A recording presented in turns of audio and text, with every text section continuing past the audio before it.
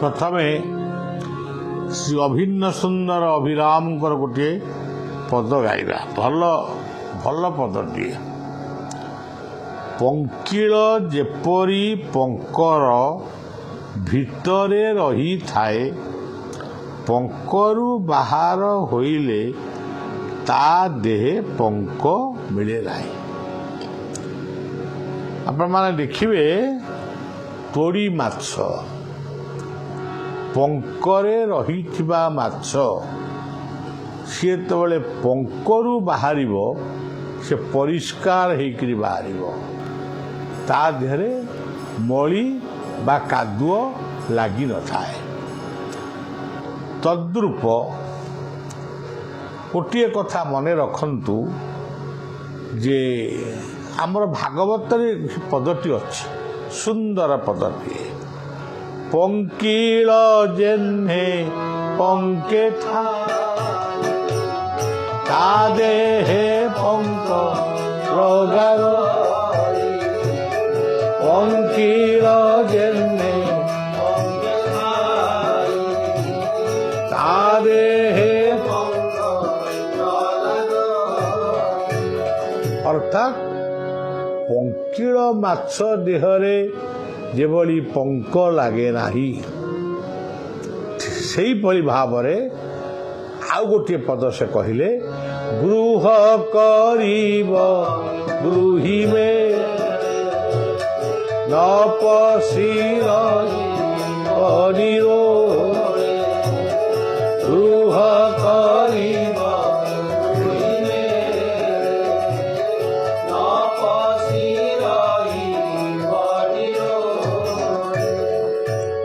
राजा जनकंकर सबू थिला स्त्री थिले राज्य थिला राजबाटी थिला समस्त थिले किंतु तांको कौनसी माया लगी नथिला से केवल परमात्मा प्रति लक्ष्य रखी समस्त दायित्व संपन्न करथिले।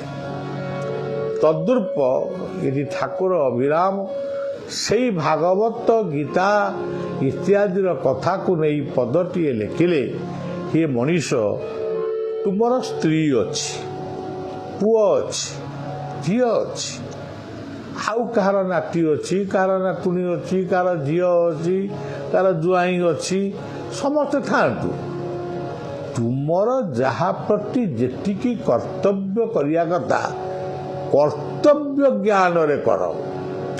ଏଇଟା ମୋର, ସେଇଟା ମୋର। ତେଣୁ ଏଇ ଯେଉଁ ଅନ୍ନେସରୀ ଡିଟାଚମେଣ୍ଟ, ଅନାବଶ୍ୟକ ଆସକ୍ତି ଯେଉଁ ଆମମାନଙ୍କ ଭିତରେ ରହୁଛି, ତାହା ହିଁ ଦୁଃଖର କାରଣ ହୁଏ। ତଥାପି ଗୋଟିଏ କଥା ମନେ ରଖନ୍ତୁ, ଆମେ ସବୁ କହିଦେଲେ ତୁମେ ଅନାସକ୍ତ ହେଇଯାଅ, ତୁମେ ଆସକ୍ତି ବିହୀନ ହେଇଯାଅ, ତା କେବେ ହେଲେ ହବ ନାହିଁ। ତାହା ମଧ୍ୟ ସେଇ ଗୁରୁ ବା କୃପା ବା ଭଗବାନଙ୍କର ନାମ କୀର୍ତ୍ତନ ବା ଗୋଟିଏ ଭଗବତ ଚିନ୍ତନ, ନାମ କୀର୍ତ୍ତନ, ଭଗବତ କଥାକୁ ସ୍ମରଣ ବାରମ୍ବାର କଲେ ଆମ ଭିତରୁ ସେ ମାୟା ନିଶ୍ଚିତ ଭାବରେ ଦୂରୀଭୂତ ହେବ। ଆମେ ସବୁ ଭିତରେ ଥିବା, କର୍ତ୍ତବ୍ୟ କରୁଥିବା, ଯଥା ସମୟରେ ସେମାନଙ୍କ ଦୁଃଖ ସୁଖ ବୁଝୁଥିବା, କିନ୍ତୁ ଆମର ମନ ଯେଉଁଠି ରହିବା କଥା ସେଇଠି ରହିବ। ସେଇଠି କ'ଣ? ସେ ହେଉଛି ଗୁରୁ ପଦାରବିନ୍ଦ, ଭଗବତ ଚରଣାରବିନ୍ଦ। କେହି ଭାବିପାରନ୍ତି କ'ଣ ଖାଲି ଗୁରୁ ପଦାରବିନ୍ଦ, ଭଗବତ ଚରଣାରବିନ୍ଦ ସବୁବେଳେ ବଳିଆ କହୁଛି? ନା, ଆଦର୍ଶ ଭିତରେ ମନ ରହୁ। ସେ ପାଦ ପଦ୍ମରେ ମନ ନ ରହୁ। ପଦ କହିଲେ ପାଦ, ପଦ କହିଲେ ବାଣୀ। ଭଗବତ ପଦ କହିଲେ ଭଗବାନଙ୍କ ପଦଟାକୁ କିଏ ଦେଖିଛି? କିନ୍ତୁ ଭଗବତ ସମ୍ବନ୍ଧୀୟ ବାଣୀ। ଭଲ ମଣିଷର କଥା ଶୁଣ, ଭଲ ଗପ ବି ଶୁଣ, ଭଲ ପୁରାଣ ବି ଶୁଣ। ତା ଭିତରୁ ଯେତେ ଭଲ ତାକୁ ଗ୍ରହଣ କର। ମନେ କରାଯାଉ ତୁମେ ରାମାୟଣ ପଢ଼ୁଛ, ତୁମର ଅନେକ ଜାଗାରେ ସନ୍ଦେହ ଆସୁଛି। ରାମ ଯଦି ଭଗବାନ, ସେ ସୀତା ଯଦି ଠାକୁରାଣୀ, ତାହେଲେ ମାୟାମୃଗ ପଛରେ ସେ କାହିଁକି ଗୋଡ଼େଇଲେ? ଏମିତି କେତେ ଗୁଡ଼ିଏ ପ୍ରଶ୍ନ ମନ ଭିତରେ ଆସେ। ଆମର ସେଥିରୁ କ'ଣ ମିଳିବ? ରାମ ହିଁ ରାମ, ଲକ୍ଷ୍ମଣ ହିଁ ଲକ୍ଷ୍ମଣ, ସୀତା ହିଁ ସୀତା। ରାମ କହିଲେ ଆନନ୍ଦ, ଲକ୍ଷ୍ମଣ କହିଲେ ଚରିତ୍ର, ସୀତା କହିଲେ ପବିତ୍ର। ତେଣୁ ପ୍ରତ୍ୟେକ କଥାକୁ ଯଦି ଆମେ ତତ୍ତ୍ୱଭିତ୍ତିକ ଭାବରେ ଜୀବନ ଦର୍ଶନରେ ବୁଝିବା, ତାହେଲେ ତାର ଅନ୍ୟାର୍ଥ ଆମକୁ ବହୁତ ଆନନ୍ଦ ଦେବ।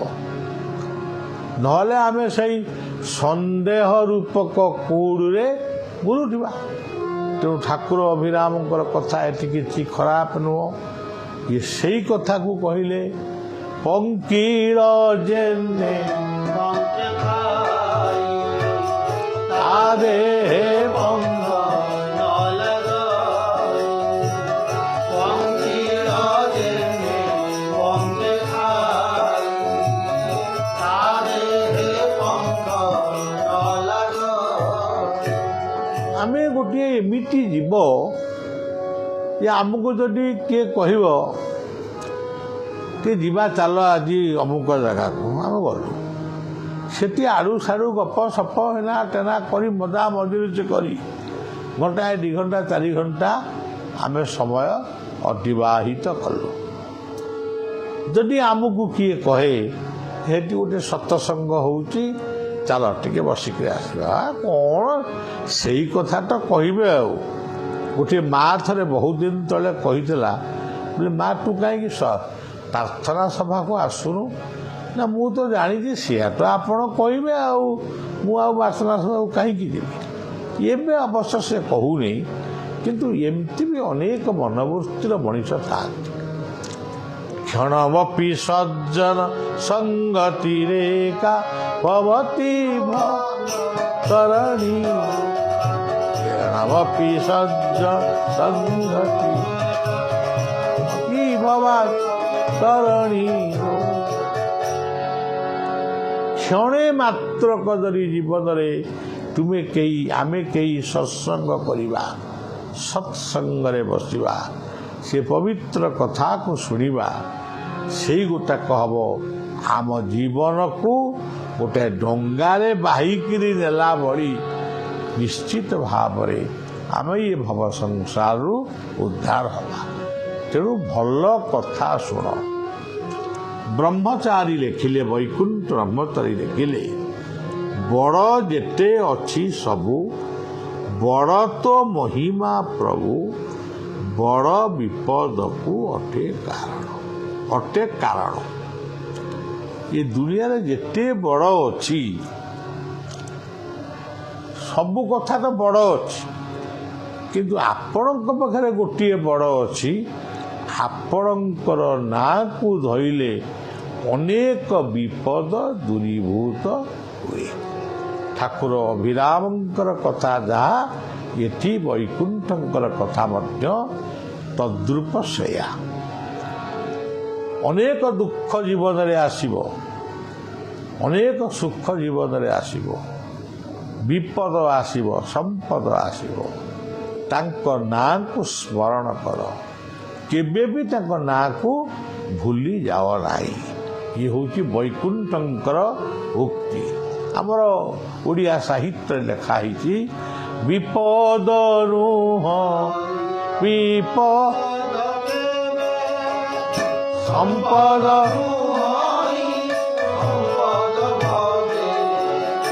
विभुंकु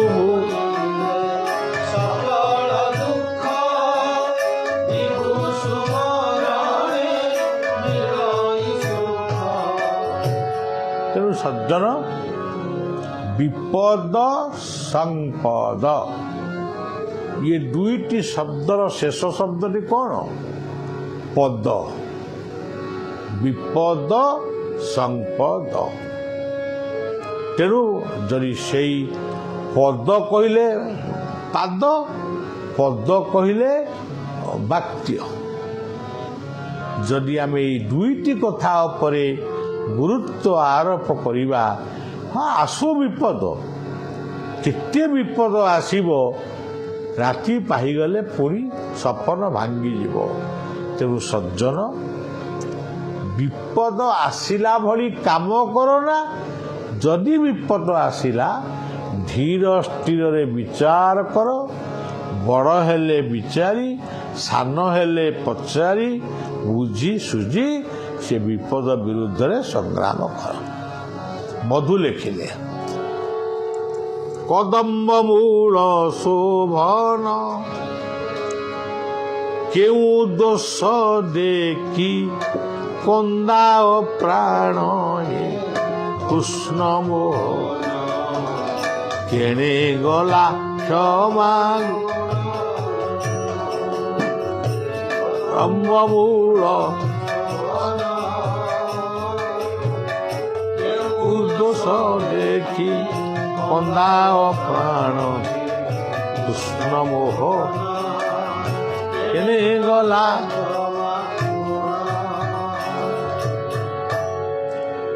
तेणु मधुंकर गोपी भावर संगीत अभिमान रे ठाकुरंकु गोपी माने जेमती अभिमान करुथले कृष्णंक उपरे सेमती अभिमान रे कहउचंती जे तुमर तुमर क्षमा दबार जो गुण तुम्हें क्षमार प्रतीक तुम ना हूँ क्षमा निधि करुणा बारिधि दयार सागर इभली ना तमें बहिच से कौन लुचिगला कि प्रकृत से लुचि नाही लुचिब मध्य नाही किंतु भक्तर भावना रे भक्त अभिमानात्मक कंठरे लेखिब ही लेखिब बापा पुओ को मारिची सत किंतु पुअर दायित्व को ता मुंडरू छड़ेई देइनी माँ तार संतान को गाली देइची सत किंतु तार अर्थ नुहे छुआ खाइबा पूर्व संतान खाइबा पूर्वरु माँ आगतुरा खाई खट उपरे सोई पड़िबो केबे भी। तेणु यहाँ जेभली मातृत्व पितृत्वर गुण आउ जी प्रकृत सहधर्मिणी हाँ स्वामी सागर गोटे पिला छुआ कि कौन गोटे पाटिमुंड होइछि जी प्रकृत सहधर्मिणी सी केबे हेले स्वामी न खाइले खाइबनी आउ जी प्रकृत स्त्री की बुझीची सी स्त्री खाइया पूर्व निजे खाईदे कौन शोई पड़ो से कथा मध्य हम ना प्रत्येक जिनिस प्रत्येक प्रति प्रत्येकंकर कर्तव्य निहित रही आमे जदि सेगुड़ी को उपेक्षा करवा ताले बहुत बड़ा भूल हो एमती भूल करू करू करू करू सुदु भूल रे आमे ये दुनिया रू जीवा किए पचार क्या सज्जन ये बाया बाबा कहले नामाचार्य बाया बाबा कहले भक्ति पथर तुम्हें सब भक्ति करुच मु भी भक्ति करुच्ची समस्त भक्ति कर ये भक्ति मान भीतर श्रेष्ठ किए आपण माने शुणिचंती कि नहीं मु कहि परिबिनी अनेक सभा समिति रे आश्रम रे बलिया गोटे कथा कहे जेते भक्ति अच्छी सबुठारु बड़ भक्ति होउची श्रवण भक्ति स्मरण भक्ति तेणु भगवान को कथा को श्रवण कर कीर्तन कर सबु कर किंतु स्मरण भक्ति होउची अत्यंत गुरुत्वपूर्ण तुम्हें भल कथा को स्मरण करू करू तुमर मन आपे आपे निर्मल हो जाए जदि भल कथा को आमे स्मरण न करिवा खाली बाज्य कथा गुड़ाक मन भीतर को आनिबा ताले आमे गोटे बाज्य मनीष हो जिबा किए केमिति पिंदिला किए केमिति मोटरसाइकल चढ़ला किए केमिति कोठा कला किए केमिति बाड़ी कला यही गुड़ाक जदि आमे परश्रिकातरता कथा को आमे बारंबार स्मरण करू ताहले आम भीतरटा गोटाए ईर्षार प्रतीक किए कौन कला मोर कौन जाऊँ मत जहाँ भगवान शाग भात देइचंती मुझे संतोष रही यही जो संतोष भागवतर गोटे पदर रही अजगर उपाख्यान अवधूत जदुराज को कहले अल्पे बहुते संतोष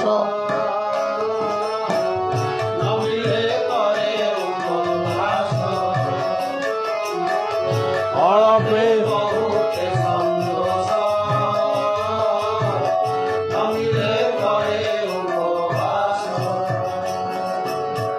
दर्पण टीए घर को आनीच आरिसी टीए मूल्यवान आरिस टी अच्छी कि पानियाटी अच्छी पानिया तुम मुंड कुंडौना ताले कौन हम मुंड बाड़े रूपी हम तुम्हें आरिसीटी घरे रखिच आरिसीटी को सफा करूरा तार अनेक मैला लगी तुम्हें जिते से आरिस निजर प्रतिबिंबटी को देखा चाहब केबे से प्रतिबिंब निर्मल हम ना से अस्वच्छ हम से भली भाव बाया कहले मन भितर जो मैला गुड़ाक अच्छी ये सी एमती माने बहु मैला गुड़ाक हाथ में गंटी करदे 10-20 प्रकार आइटम हम विशेष हेनी ये जो 10टी हो कि 15टी हो मैला रही हिंसा कपट टाउटरी विपद घर भंगा कथा पर चुगुली पर निंदा यही भली भाव जो मैला गुड़ाक आम भितर लुचिकी रही ऊपर को आमे भल जामा पिंधुचु भल पेट पिंधुचु भल लुगा पिंधुचु भल भावु पोशाक भल पिंधुचु मुह सफा करने बहुत माने विभिन्न प्रकार पाउडर फाउडर पकाउछु किंतु हेले कौन हम पेटटा मैला क्या देखी सही पारुना ସବୁବେଳେ ଦୁର୍ଗୁଣକୁ ଖୋଜୁଛ। କାହା ଭିତରେ କ'ଣ ଗୋଟିଏ ଭଲ ଗୁଣ ଅଛି ତାକୁ ତୁମେ ଖୋଜୁନା। ଏଇ ଯେଉଁ ସେବକ ଆପଣମାନଙ୍କୁ କହୁଛି, ଆପଣମାନେ ଗୋଟିଏ କଥା ମନେ ରଖନ୍ତୁ, ବଳିଆ ଜଣେ ପଣ୍ଡିତ ନୁହେଁ, ବଳିଆ ଜଣେ ପ୍ରବଚକ ନୁହେଁ କିମ୍ବା ପ୍ରବଞ୍ଚକ ବି ନୁହେଁ। ବଳିଆ ଜଣେ ପ୍ରବଚକ ପଣ୍ଡିତ ନୁହେଁ। ତେବେ ଏତେ କଥା ଆଜିକି 52 ବର୍ଷ ହେଲା ବିଭିନ୍ନ ସଭା ସମିତିରେ କହୁଛି। ସେ କଥାର ଗୋଟିଏ ହେଉଛି କାରଣ, ଟ୍ରେନରେ, ପ୍ଲେନରେ, ବସ୍ରେ, ମୋଟର ସାଇକେଲରେ, ସାଇକେଲରେ, ରିକ୍ସାରେ ଏଭଳି ଗୋଟେ ସମୟ ଥିଲା ମୋତେ ଲୋକ ସବାଇରେ ବି ନେଉଥିଲେ। ଏଇସବୁ ଯିବା ଆସିବା ବାଟରେ ଯେତେ କଥା ମୋତେ ଭଲ ଲାଗେ, ସେ ଜଣେ ମୂର୍ଖ ଲୋକ ହେଇଥାଉ, ସିଏ କ'ଣ କହୁଛି ସିଏ କଥାଟାକୁ ଶୁଣି ବଳିଆ ତାକୁ ଗ୍ରହଣ କରେ। କାଲି ଗୋଟେ ନ୍ୟୁଜ୍ ହେଲା, ଜଣେ ବାପା ତା ପୁଅକୁ କହୁଛି ଶ୍ରବଣ କୁମାର, ମୋ ପୁଅ ହେଉଛି ଶ୍ରବଣ କୁମାର। ସେ କାହିଁକି ଏ କଥା କହିଲା? ପୁଅର ଲିଭର ଖରାପ ହେଲା, ବାପାଙ୍କର ଲିଭର ଖରାପ ହେଲା। ପୁଅ ଲିଭର, ଡାକ୍ତରମାନଙ୍କ ସାଇନ୍ସଟା ଆଜି ଡେଭଲପ୍ କରିଛି। ପୁଅ ଗୋଟିଏ ଲିଭରରୁ କିଛି ଅଂଶ କାଟିକିରି ବାପାଙ୍କ ଲିଭରରେ ଲଗେଇଲା।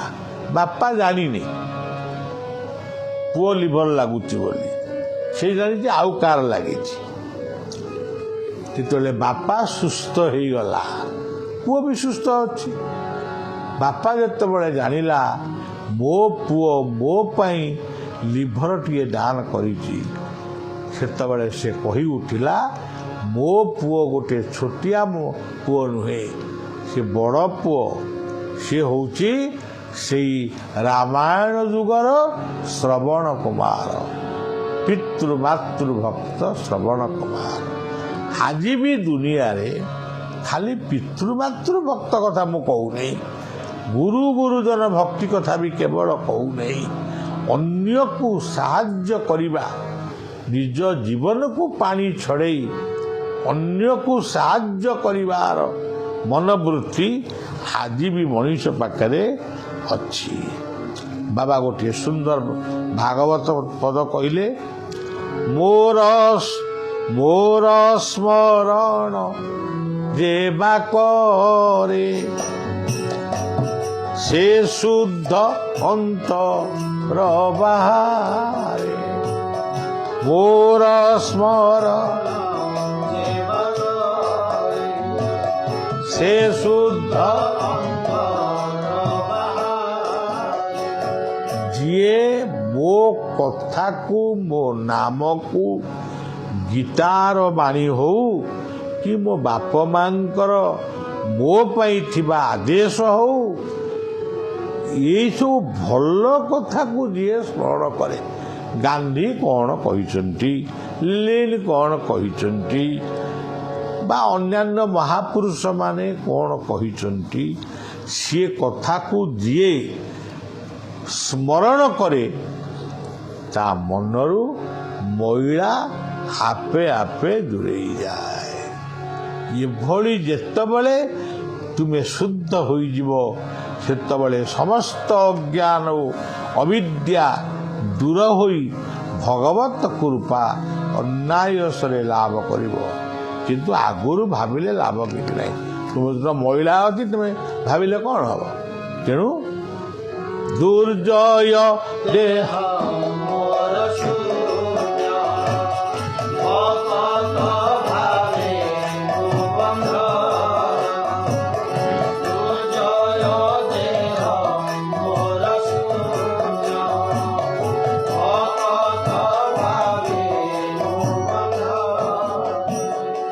କଥା ବେଶୀ ଲମ୍ବାଇବାନି, କିଛି ବାଟ ଯିବା। ଆଜି ପବିତ୍ର ହନୁମାନଙ୍କର ଜନ୍ମସ୍ଥାନ ଅଞ୍ଜନା ଧାମ ନିକଟରେ ଆମେ ରହିବୁ। 2ଟି ସନ୍ଧ୍ୟାରେ ସେଠି ସତ୍ସଙ୍ଗ ହେବ, ଆପଣମାନେ ଚାହିଁଲେ ମଧ୍ୟ ଦେଖିପାରିବେ। ତାପରେ ଆମେ ରାଉରକେଲା ଅଭିମୁଖେ ଯିବୁ। ଓଡ଼ିଶାରେ କିଛି ଦିନ ରହି ପୁଣି ଆମେ ଆଶ୍ରମକୁ ଫେରିବୁ। ତେଣୁ ସମସ୍ତଙ୍କୁ ଶୁଭେଚ୍ଛା ଦେଉଛି, ସମସ୍ତେ ଶାନ୍ତିରେ ରୁହ ଏବଂ ସମସ୍ତେ ସୁସ୍ଥ ଜୀବନଯାପନ କରିବା ପାଇଁ ସଚେତନ ରୁହ। ଜୟ ଗୁରୁ, ଜୟ ଜଗନ୍ନାଥ।